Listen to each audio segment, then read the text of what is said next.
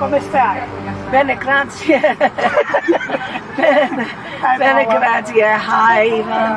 I'm super happy to have you, and I want to welcome you to UFO Disclosure Bulgaria. You'll be one of the speakers over there. So,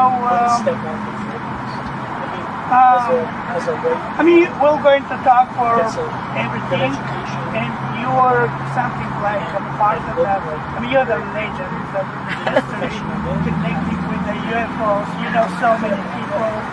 You interview so many people. But mostly I'm international, and that's the good part, Ivan, because what happens here in the States is they think that ufology is just American. And it's not. The phenomenon is all over the world. And I did a lot of work in Italy, so the phenomena is in Italy. And, you know, and it's in South America, and it's in France, and it's in Bulgaria, and it's in Russia, and it's everywhere. And I think the mistake we make is that we think that it's only here. And when you look at it as a phenomena that isn't on the planet, it's the planetary phenomenon. You know that whatever is visiting, you know, like Clifford Stone calls it our visitors, whatever is visiting is giving us a message. What make you to start looking for the cross? What was the reason? Well, because I saw Close Encounters of the Third Kind movie, and I was teaching a class in science fiction, and I went to Illinois, and I met Dr. J. Allen Hynek, who is the astronomer that was the consultant to Spielberg. And I remember at the very end of the movie, it made me upset. I was very emotional. I started to cry, and I didn't know why. So when I went to meet with Allen Hynek, he said, "You're Italian, will you work with me?" And right away I worked with him from 1980 to 1986, and now I'm working with Jacques Vallée, who is the Frenchman.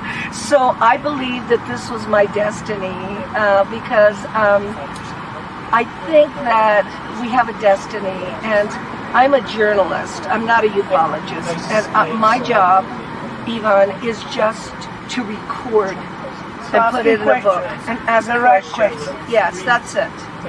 Nothing else. Yeah. Because really, we don't know the story. We don't know what's happening.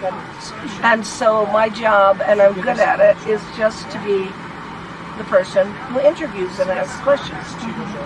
You've been with Colonel Corso. No, that was an accident, because my office in Rome, I was living in Italy. I lived in Italy from 1992 to 2007 when I came back. And my boss, Maurizio, said, go and cover the 50th anniversary of Roswell, and go find this man, Colonel Corso, because he wrote a book. Well, when I went, I didn't really want to go, because I didn't know what he looked like. I didn't know anything. And by accident, I had the room in the hotel next to Colonel Corso. So when Colonel Corso met me, he said, I know you. I've seen you before. And I thought, oh my God, here it is. And Colonel Corso never spoke much in the United States. He really spoke in Italy, because there was a court case against the book here. He was suing the people that did the book, and so we in Italy had him twice, and I was the journalist that was closest to him. So I've written a book called Conversations with Colonel Corso, and it is in French, Italian, Spanish, and English. And it is like what you're doing now, a tape recording of everything he told me. And what I understood, Ivan, was that the reason why it's secret is not the aliens or religion. It's because the military-industrial complex is taking the back-engineered technology, and it's secret. And He saw this little man in the hangar. not in the hangar. He saw him in White Sands coming out of a cave. 1957. He saw a being, and he saw the craft. Did he tell you more details about this? Yes. Because he said, I know that he said, when they opened it, I saw something small bodies. No. That's not what happened. That was Fort Riley, Kansas. That was 1947 in Fort Riley, Kansas, when he saw a body. And the body was in a coffin type liquid. In 1957, he saw a being at the White Sands missile range that was alive that talked to him. No. Yes, actually, he had a silver band and a red stone right here. The being. Oh, okay. And the being was a little man. And Not great. no, he had a what do you call it, a helmet. And Colonel Corso, when he was at White Sands, was told to shut down the radars during the day because the radars would interfere and craft would crash. When Colonel Corso saw that there was a craft there, he went there with his Jeep, with his car. He was alone. And he saw the craft appearing and disappearing. It was appearing and disappearing. And the little man came out with the helmet, and not all aliens are grays, came out. And he said to Colonel Corso, could you please shut down the radar and let me go? And Colonel Corso said, took out his gun actually, he said he took out his gun and pointed it. And he said, friend or foe, which means friend or enemy. And the being said, I'm not either. I'm not your friend, I'm not your enemy. And Colonel Corso said, if I let you go, what will you give me? And the being said, a new world if you can take it. And so when I met Colonel Corso, I did not want that interview. I wanted about the medals and everything he had, and he was working at the Pentagon. So he gave you this medal? No, when he was working in 1963 at the Pentagon, General Trudeau gave him a tray with all the Roswell pieces, a pen, a long pen, fiber optics and stuff. The encounter that Colonel Corso had with this being was 1957, and the being told him a new world if you could take it. So Colonel was obsessed with this contact. It was not an abduction, it was contact. And when he saw me, and I wanted the interview about I wanted the interview about the fiber optics and all that he was working with. He didn't give me that interview. He gave me the one about the contact. And I said, I don't want this interview because if I print this, they're going to think you're crazy. And he goes, no, Paula. And he wrote down on a napkin, a new world if you can take it. So I want people to understand that when we have a real knowledge of who we are on this planet, it is a new world. And we will change as a species. But that wasn't the interview I wanted. I never even printed that interview until he died. When he died, then I thought it's not going to hurt him. But if I had printed it then, they would have thought he was crazy. So some of the most important people in the world have had contact, including Colonel Corso, including a lot of people, have had real contact. Because I think whoever is visiting is trying to send a message, whether they be, a military man or an astronaut or, whoever. They're sending messages to people. And what is the message generally? Is the same message or different message? No, I think the message is that our technology is very advanced, but our spiritual growth doesn't match our technology. In other words, we're not responsible. So we have to grow for spirituality. Yes. Otherwise, because then both come together. You know, they both come together, and then we become responsible. And we're not here to do technology. We weren't born to do just technology. We weren't here to do atom bombs. We were not here just to develop weapons of mass destruction. We're not here for that reason. We're here for a much more important reason. And I think that they have to keep reminding us. They remind us and remind us and remind us.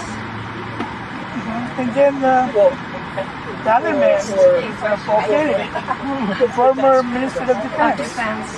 Canada. Yeah, he read Corso's book and he began to look at this, and he began to look at it very seriously. And where everybody was laughing before, you know, thinking this was entertainment and it was a lot of fun, and when the Minister of Defense starts talking, then he made it serious.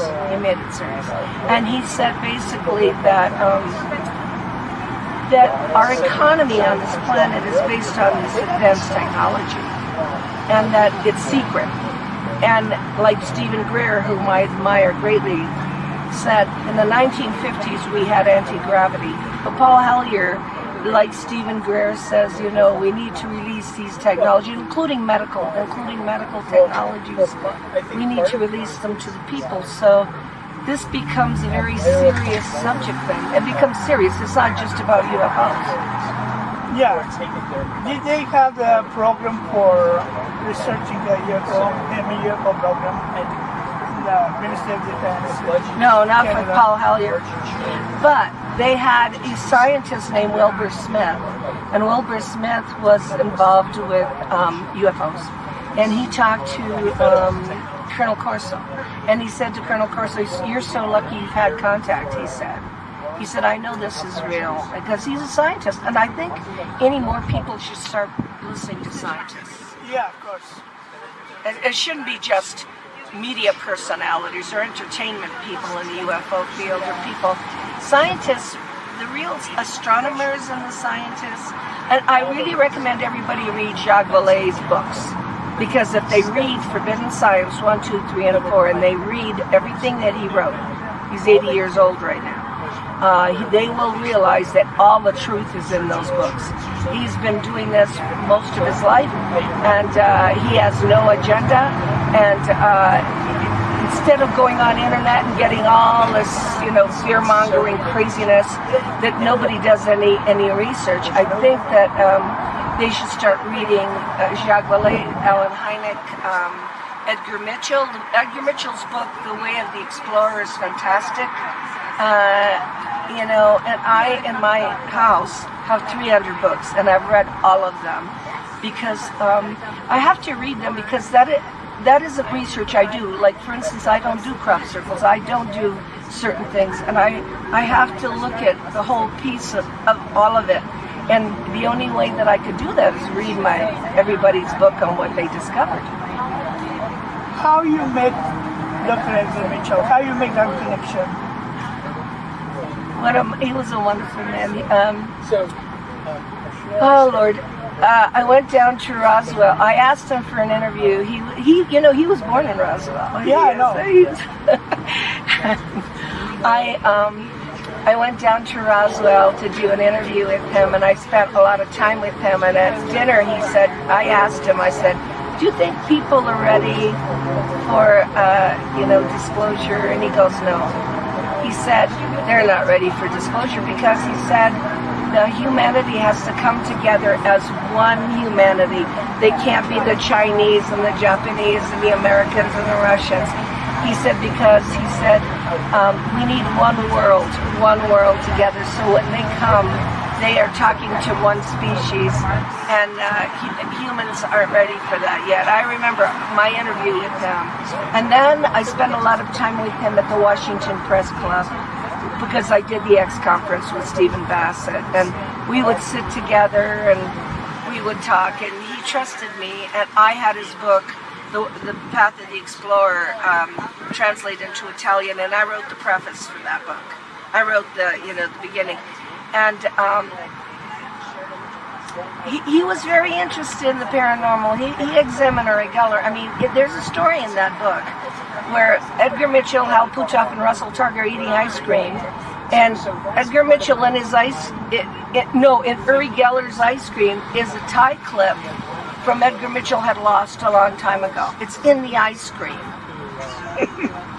and then they went back to the office because it was Edgar Mitchell that was interested in psychic abilities. And from the ceiling fell the other piece of the tie clip from the ceiling. Now, when you have these weird things happening, you understand, like Jacques Vallée says, that this is dimensional and paranormal. It is not just people coming from other planets. So I really admire Vallée because he covers all of it. He covers the paranormal, the dimensional, that kind of thing. You can't just do visitors from other planets and that's it. It's very strange phenomenon. And as you know, because of the strange things that have happened to you, that it's, when strange things happen to us, they are messages. You know that. Yeah. Did he mention, I mean, Dr. Mitchell, did he mention for you if he saw something unusual over there? No, he had a spiritual experience, and he told me about that. When he was out in space, he looked at the stars and he lost feeling of his body. He was one with the universe. It was what you call, I think in India, samadhi. It was an epiphany that I am the stars, I am one, I don't have a body. And I think that was a gift for him because I think that then he came back, he wasn't an astronaut or an engineer, because he was an engineer. And he started the noetic sciences. And that is a contribution. In California? Yes, at Petaluma. And I've spoken twice for them. That's all he was interested in. That's all. But his fellow astronauts had experiences in space, and they told him. Yeah. They told him because they had things following the Apollo missions. They had Even after? Yeah. And they had all kinds of things. And so they told him, but he himself did not. Yeah. But he did a lot of good because people believed him, just like Paul Halyard, because of who they are. So Paul Halyard, former defense minister, Edgar Mitchell, Apollo 14, you know, these are people that are heroes. Even these are heroes, like Clifford Stone. They're not media they're not media movie star ufologists. These are people that really have made it serious. And so I'm a little, disappointed because most of my work now is in Latin America. I just want to go with the real stuff. I don't want to go with the Hollywood, conference stuff. I want to go and speak to the people. With real people. With real people, yeah, because, I was with Ricardo in Peru. I was with him in Peru, and I was near the mountain of Huascaran, where the Apunians of the base. Yes, exactly. I'm going to ask you about this. You said in that movie, I mean, maybe not everything, but you said that you feel something super different. You said the mountain talking to you. Talking to me. Yeah, but I was in a bed and breakfast, and under the mountain, and the old lady and the man that were in the bed and breakfast, I went over and I said, "Did you ever see the people that live there?" And she said, "Oh yes, once. My children were small, and they came down and they talked to my children." And I said, "Oh my God, you're kidding." And she said, "They're space people." And I said, "Oh, they talked to your children?" And they said, "Yeah, when they were in bed, they came into the bedroom and they talked to my children." And I thought, she's not lying, because she doesn't want to go on television. She doesn't want to be conferences. She doesn't care about money. She's telling the truth. They've been like humans? Oh yeah, most 90% of what's out there is human. Ricardo said that they are from our future. Yes. Is that us in the future? That's us in the future. Well, what happened was a disaster on Earth, and they had to take the children off the planet, which I've heard over and over again. and the children's DNA was common to their DNA, so they were, compatible. But for people that can't understand this, we live on multiple timelines, and the line is going. And if something changes, the line just changes. And what they are hoping is that we don't do what has already happened. And if they work hard enough, it won't happen. Before you move to Dr. Alan Hynek, can you share with us your experience in Shasta? I don't. What happened there? Well, what happened there was that I was interviewing Luis Fernando Mostajo from Bolivia. I was interviewing Sisto Paz Wells from Peru. I was interviewing all these Latin American contactees. Enrique Villanueva. Are they from Rama? Who? Rama. Well, they're not all Rama. Ricardo isn't Rama. I think that Sisto and Enrique are, but Luis Fernando is not. So, anyway, of all the people, the only one who read my book was Ricardo, because Ricardo's a researcher who reads everything. And he read my book in Spanish. It's called Exopolitica. And I had a great interview with him, but Ricardo travels the world. So from Mongolia, he texted me and said, my contact, who is a 10-foot tall man from Mapu, his name is Antarel, wants to meet you in Shasta. And I thought he was crazy. I said, no, he wants publicity. I'm not going to camp in Shasta with people who are speaking Spanish the whole time. I'm not going to do it. And then he texted me from Malaga in Spain, and he said, no, Paula, you have to go to Shasta. You have been invited. And I thought, I don't camp, and I didn't realize that they didn't eat. They were fasting. I didn't, because I was there 3 days and there was no food. And so 3 days without food. They're fasting. When you fast, you don't have the distraction of digesting and eating and falling asleep. And so this was a very spiritual experience. However, I was not too good because I don't sleep well in freezing cold tent, and I couldn't wait till it was over. So the last day, the way Ricardo works is that he knows the time that they fly. All the time, he knows the exact time. So he said, if they fly over at 8:30, and I couldn't wait to go home. It was Sunday. I couldn't wait. I said, I can't wait to go home. I can't do this anymore.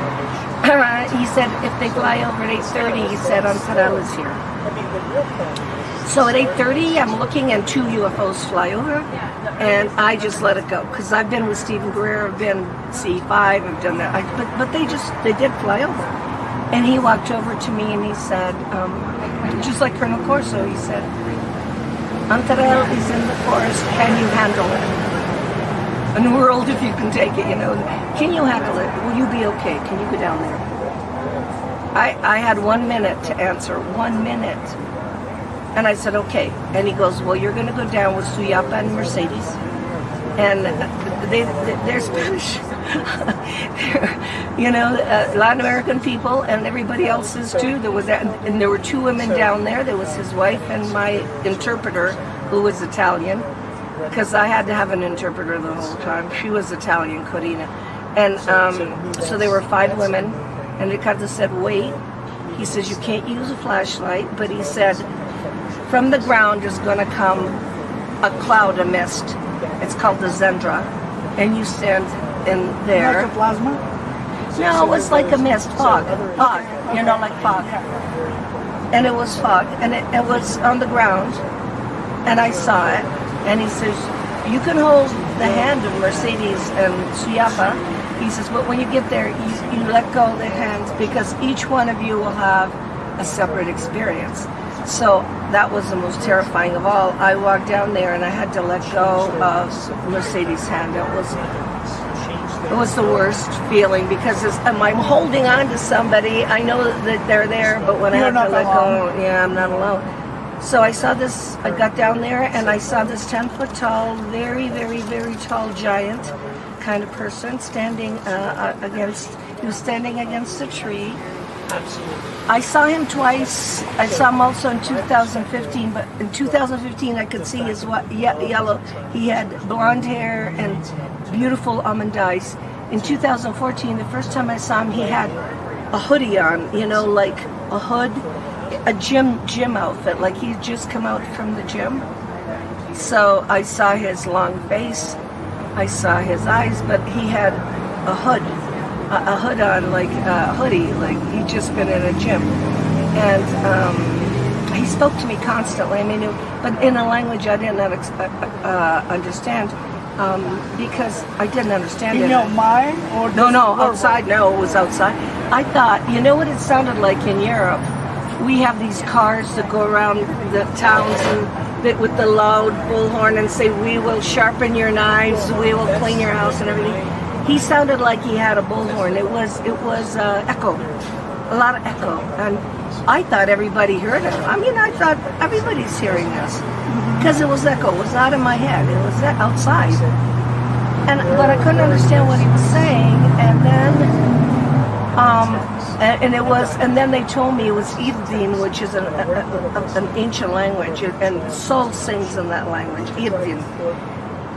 But at the very end, at maybe 3 minutes, in English, like a robot, he said, "Thank you." And then he turned around. One time he just turned around and he walked back into the forest. Now, I'm not the only one that saw him.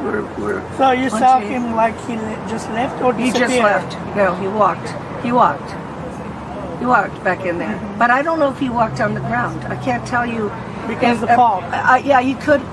No, there was no fog where he was. It was just fog where we were. Oh, okay. I don't know if he was floating or he just walked, but he walked. He turned around like a man and walked back. Yeah. But once, I mean, he did like, we turned around slowly. He went like that More way, fast. really fast. And he had on boots. I remember the boots. He had on a space outfit, but like a gym part, the gym, you know, with the hood. And I was very confused because I heard the thank you, and I thought I was crazy. I said, "Am I crazy? Did I hear that in English? Was that English? Am I crazy?" And so then we all went to Ricardo, and Ricardo said, "What happened?" And I think he said thank you. And Ricardo said, "That is not for your work in the past. That's for the work you're going to do in the future." So that's very interesting. He said, all the work you're going to do in the future, that you're going to represent the space people who are coming here to try to help us. And that was very interesting because I never think of a thank you of the past, all the stuff you did. But I have done since 2014, I've done a lot of work. I've been to the Atacama Desert twice with contact. I've been to Argentina. Personal or? Yeah, well, yeah, because the craft, that was when Ricardo disappeared and they came off the ship to speak to him in the sand dunes, but I could see the ship, and I could also see them on the other side of the mountain standing there. It's How far? Oh, way far, but they have these suits that have sparks. I don't know what to tell you, sparky stuff. But we had to meditate for 2 hours before the ship came, and Ricardo went to speak to Ivica.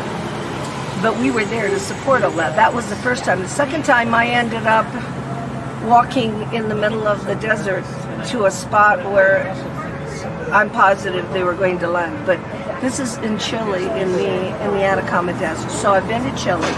I've been to Argentina.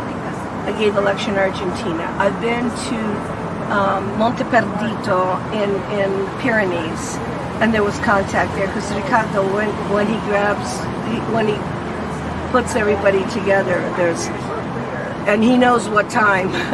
It's amazing. It's amazing. I've never seen anything like this, and I never expect anything to happen.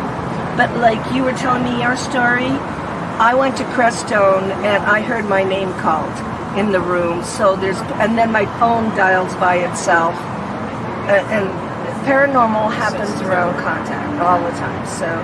So my job is just one, Ivan, just to record. That's it. Yeah. Just to record what happens and just to interview people. And so that's all I do. And then we did a movie in Peru last year. And you saw that part because I got to see Huascaran. And I got to see Yungay. And the story of the Apunians, for people who will read Ricardo's books in English because we had them translated, is that back in the 1970s in Peru, Vlado Kapitanovich, who was the head of a hydroelectric plant, met with the Apunians because they came down and said that you're going to have an earthquake in about a month, and you need to move the people because the half of Huascaran is going to fall right on the city, and 45,000 people will die. You know that story. Yeah, they would read that. So, and so Kapitanovich went to the authorities and said, "There's going to be an earthquake, and you might." Don't believe him. They didn't believe him. The mountain fell. 45,000 people died. And when we went to do the film on Ricardo, I walked over their graves. I walked over. They didn't bury them individually because it was an earthquake, and they just put dirt all up. And I'm walking over the graves of all these people, and people who don't believe in ETs. Come on. They were warned because these people could see the future. And I'm sitting there in Yungay going, oh my God, all these people buried, and they were told to move them from them, you know. So I've lived the reality of the life with these. I mean, Latin America is so rich with stories but they don't think anything of it. I mean, if an ET comes up and talks to you, they go, hello, how are you, do you want coffee? I mean, it's normal there. Mm-hmm. Here it's some big deal, you know, it's so. You've been very close to Dr. Alan Hynek, maybe during this project, Blue Book? No, it wasn't during Blue Book. Or after that? No, it was way after that. All the cases that weren't explained, Alan took from Blue Book and brought them to his house. Okay. And so he started the Center for UFO Studies. And that was an association like MUFON. Okay? So the Center for UFO Studies is called CUFOS. It still exists today. So when I walked into CUFOS in 1980, I didn't ever expect to see Alan Hynek. I'd seen Close Encounters. I wanted to see the files. I wanted to see what they had. So the secretary talked to me, and I told her, I said, I'm Italian. And she said, wait a minute. And from around the corner came this man with a pipe, I'll never forget it, with white hair. And he said, I hear you speak Italian. And I said, I do. And he goes, would you work with me? And I worked with him until 1986 when he died of a brain tumor. I cried and cried and cried, and I didn't want to do any more UFO work because it was hard. Yeah. But all that time he'd come to Boulder here. He'd be at my house. I would drive him around. He would go to the University of Denver. He would go different places. And then I would go to his house, and his wife Mimi and Paul. Paul was a teenager. Paul, I remember Paul, and Paul remembers me. It's like I'm part of the family. And I remembered what Alan taught me. When Alan taught me was to listen, not to make judgments. Just listen to the people. Right. Just listen, he said. Because at that time, I thought people were crazy. That said, oh, I was taken by. I said, they're crazy, these people. And he'd say, no, listen. Mm-hmm. So he was convinced. He didn't do a whole bunch. I think what convinced Alan Hynek was the Lonnie Zamora case in Socorro, New Mexico. That convinced him because that had physical traces. And I remember, Close Encounter of the First Kind is sighting. Close Encounter of the Second Kind is physical traces. The Lonnie Zamora case, that craft, actually the feet of the craft went in the dirt so they could measure the dirt, how deep it was. There was there were flecks of something on the rocks. That was Close Encounter of the Second Kind. Close Encounter of the Third Kind is when you have contact. And so the movie was Close Encounters of the Third Kind. So Alan made those differentiations. He made those classifications. Alan was a scientist. And Alan, I think, he was an astronomer. I remember walking down the street with him in New Mexico, and he said, Paula, he said, don't ever mistake Venus for a UFO. Very bright. Yeah, so I said, no, Alan, I won't do that. But, you know, it's, when you work with a scientist, and I'm working with Jacques Vallée too, you know that this is real. It's just that it's been made into an entertainment industry. And it's been made into Disneyland. And so we don't have science involved anymore. And it's difficult. It's difficult. And so what I prefer to do is to take the testimonies of people in Latin America, Italy, places I've been, and just, you know, we don't know about them here because we only know 4 or 5 cases and they become famous and that's it. But if you go to other countries and you ask them about contact, you get so many stories. How is the situation in Italy? The same as here. There's one case that I want to finish. It's called the Pier Fortunato Zanfretta case. And Zanfretta was a security guard in Genoa when these beings, 15 tall beings, they're not reptilian, but they had scales, gave him a box to give to Alan Hynek. And I've been to the mountain where Zanfretta meets these people. I've been to the mountain, and what they do is they make him put his forehead against a sphere, and he sees monitors of what he's done in the last month. So I think that they're just so ugly and so weird looking that they can't monitor humanity, but what they do is take Piero's memories, they take them out of his brain, they put them on a monitor, and they see how humans live. And Piero, it's been, my goodness, Piero is now in his 60s, so I think it's been like 47 years that he's had this contact. And I really think this story should come to the United States. And a book has been written about it by Rino Di Stefano called the Zanfretta case. And actually, I went on the mountain where I went there. Scary, because he goes at 1 o'clock in the morning, and I saw the drop, and I saw how dangerous it is, and I can't see how he could walk on that path at 1 o'clock in the morning. But police have followed him. There is a footprint of the beings. The beings took him in his car, put it in a tree. So if people would study international cases, they'd know how amazing this case is. And so nobody from America has followed except Wendell Stevens. Wendell Stevens is the only researcher in all of the United States that covered international cases like that. And of course, Alan Hynek never got the box because he didn't believe it and nobody went to get it. But the box evidently was meant for Alan Hynek. And he, of course, Piero didn't know who Hynek was. He was a security guard. He never probably went through 5th grade. He didn't know anything. So there's some really, really interesting cases out there that people bother to study. They would, look at it. So just like Clifford Stone. Do you know Mr. Pinotti? Just like Clifford, I'd rather not comment on Pinotti.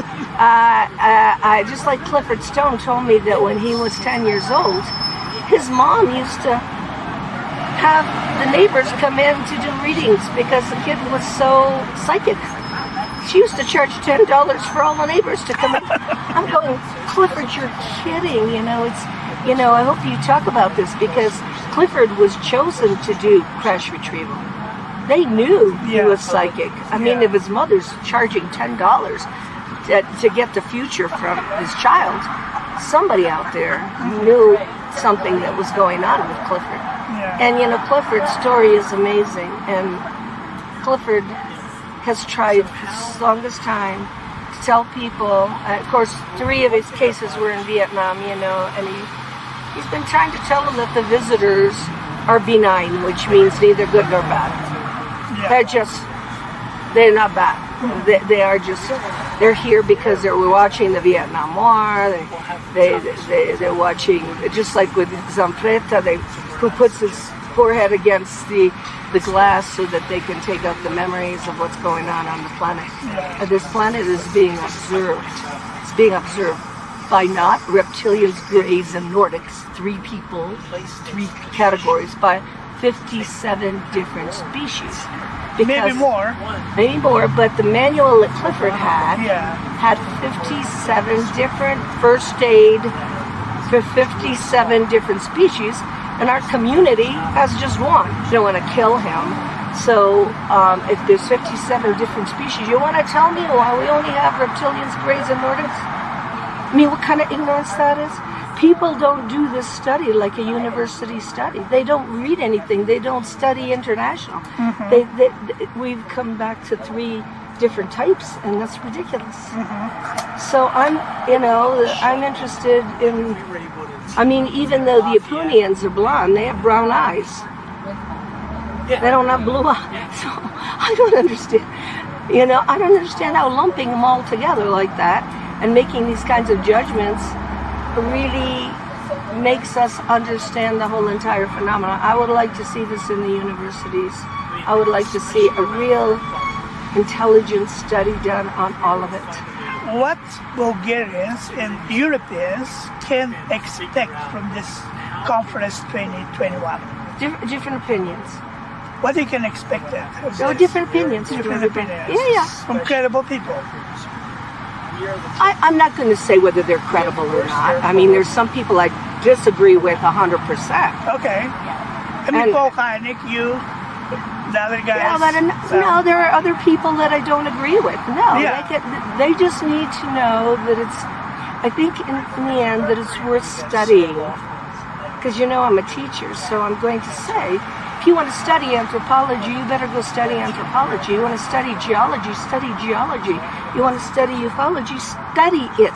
Do not go to internet and find all your answers, or go to a conference that's halfway Disneyland and try to get your answers. You need to study it. And so if you take the time and you study it internationally, I would be really happy, because I think the young people need to know these things. I think we need more young people in this field. So everybody has a different opinion, and what it is you have to decide. You decide. Yeah. You decide what you think is the real story. Yeah. All right. Thank you very much, Paula, for your time, and that was a really pleasure for us.